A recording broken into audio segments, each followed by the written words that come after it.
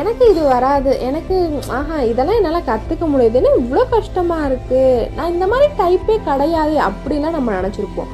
ஆனால் எப்படி அதை நம்ம கொண்டு வந்திருப்போம், அந்த விஷயத்தை நம்ம ட்ரைங் கூட பண்ணியிருக்க மாட்டோம்.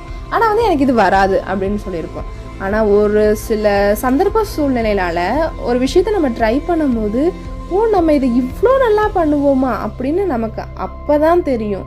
ஸோ நம்மளை பற்றின ஒரு பொய்யான நம்பிக்கைகளை தூக்கி எறியுங்க. எப்போவுமே வந்து எனக்கு இது போதும் அப்படின்ற ஒரு மனநிலையில் இருக்காதீங்க. என்னால் கற்றுக்க முடியும், நான் தினமும் வளர்ந்துக்கிட்டு இருக்கேன், என்னால் நிறைய விஷயங்கள் பண்ண முடியும் அப்படின்ற ஒரு க்ரோத் மைண்ட் செட்லேயே இருங்க அப்படின்னு சொல்கிறாரு.